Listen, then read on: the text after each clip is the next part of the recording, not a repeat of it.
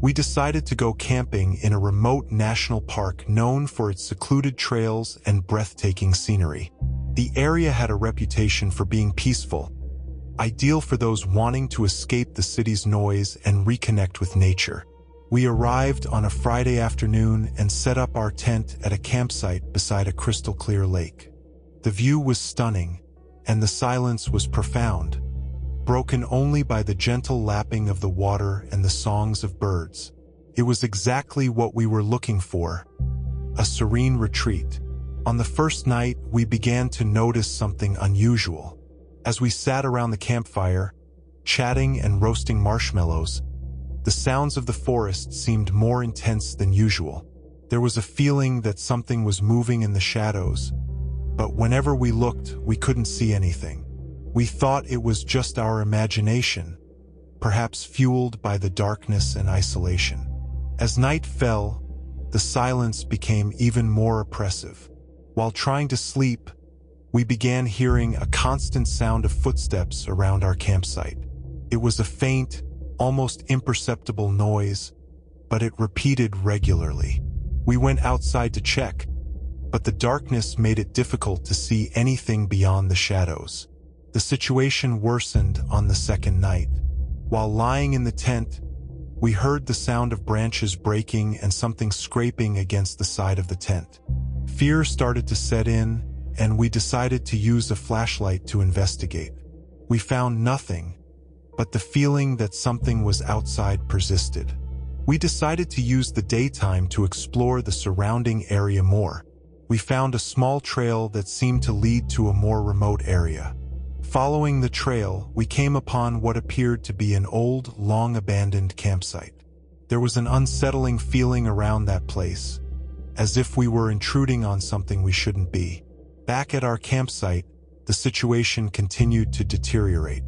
The sound of footsteps around us grew louder and more intense, and the behavior of the local wildlife seemed strange. The animals were agitated and seemed to be avoiding our campsite, as if they sensed something we couldn't identify. On the third night, something truly disturbing happened. While we were in the tent, the sound of footsteps became closer and louder. What had previously seemed like a distant noise was now clearly around the campsite. We decided to call the local police to report the situation, but due to the remote location, their response was slow and distant. Finally, the fear became unbearable, and we decided to abandon the campsite at midnight. We quickly packed up the tent and left the park, feeling as though we were being watched. When we reached the town, the police were notified but found nothing unusual at the site. The area was inspected, but there were no signs that anyone had been there. We returned home with a mixed feeling of relief and unease. The experience was enough to leave us with an uncomfortable impression of that campsite. The deep silence of the forest, the strange sounds, and the feeling of being watched were enough to turn what should have been a relaxing escape into a disturbing nightmare.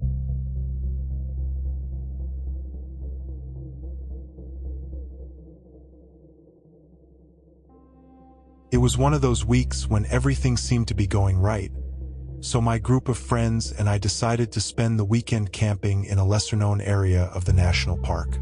The site was an open campground with some secluded spots that few visitors knew about, which seemed perfect for a bit of privacy and adventure.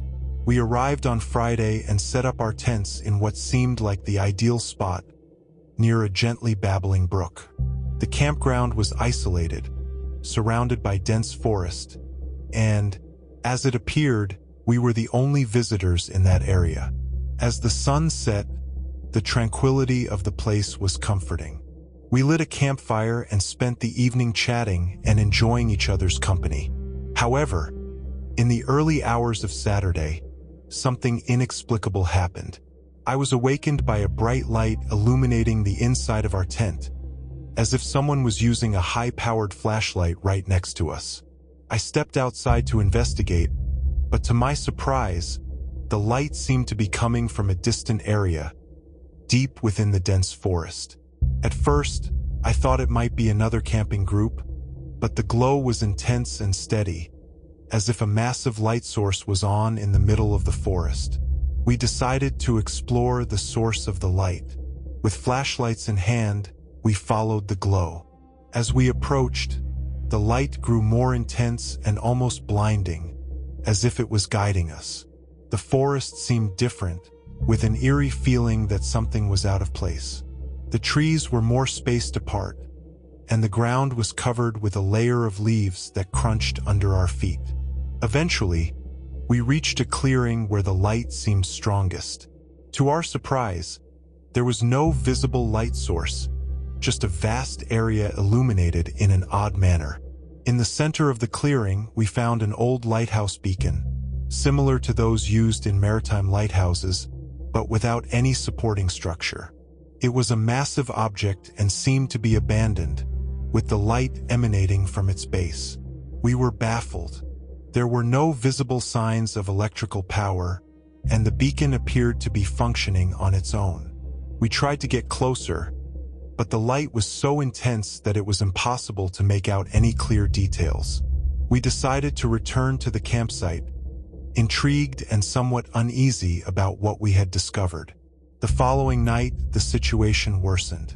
The light from the beacon appeared again, even more intense than before.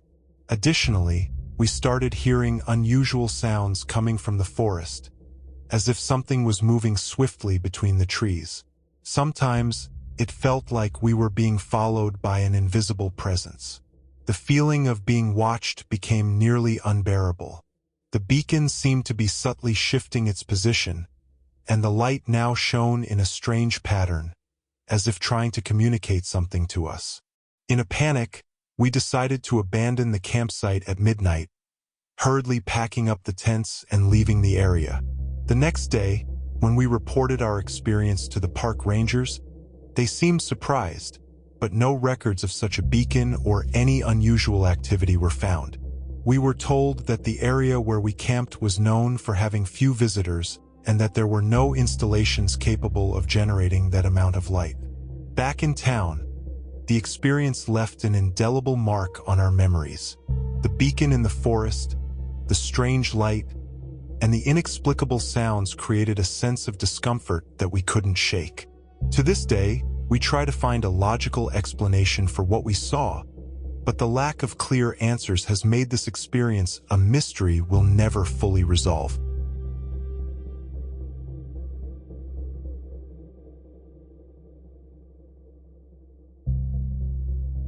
My group and I always sought out lesser-known spots for our camping trips, away from the hustle and bustle of popular areas. This time, we chose a remote location deep within a vast forest, known for its challenging trails and untouched landscapes. The promise of an unspoiled and wild environment was exactly what we wanted for our weekend getaway. We arrived on Friday and set up camp in a clearing beside a small lake. The spot seemed perfect, serene, surrounded by tall trees, and offering a peaceful view. We decided to spend the night around the campfire, enjoying the tranquility of the place. As we chatted and laughed, we noticed signs of wildlife around. Footprints, animal droppings, and occasionally the sound of twigs snapping in the distance. As the night wore on, the environment around the camp grew quieter. The forest sounds diminished, and the wind seemed to have stopped completely. The calm was almost surreal, as if the forest were holding its breath. During the night, we began to hear a constant scratching and dragging sound coming from outside the tent. The noise was intermittent and seemed to move around the camp. Initially, we thought it might be a small animal, perhaps a squirrel or a hare, but the frequency and intensity of the noises were unusual. The next morning, when inspecting the area around the tent, we found deep claw marks on the ground and nearby trees. Clearly, a sizable animal had been there recently. This detail made us uneasy, but we decided it was probably just a hungry animal and did not pose an immediate threat. As night fell, the tension increased. The scratching and dragging sounds returned, now closer and louder. Fear began to set in, and we decided to use flashlights to illuminate the area around the tent. As we did so, we briefly glimpsed a large, dark shape moving between the trees, but the sight was fleeting and incomplete. The next morning, we noticed that something had been tampered with in our camp. Our food was scattered, and some backpacks were torn. The tracks indicated that the animal had rummaged through the area searching for food. The feeling that something was watching and tracking our movements intensified, and the behavior of the animals around us became increasingly erratic. The third night was the most disturbing. As we tried to sleep, the sound of heavy footsteps and tearing became constant.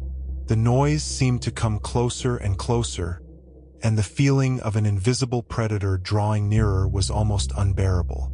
We expected at any moment to see a creature emerge from the darkness, but nothing appeared. Fear and anxiety reached their peak.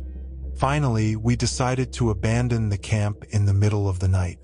With flashlights in hand and adrenaline pumping, we quickly packed up the tents and left the area. Upon reaching a safer location, we reported our experience to the park rangers, who confirmed that predators such as mountain lions and bears were known in the region, though they rarely approached campsites. Back in town, the experience left a lasting mark on all of us. The fear and sensation of being hunted by an unseen predator turned an otherwise perfect camping trip into a nightmare. The memory of the claw marks and the sounds we heard continued to haunt us, and we decided that, for a while, we would prefer camping in less isolated and safer areas.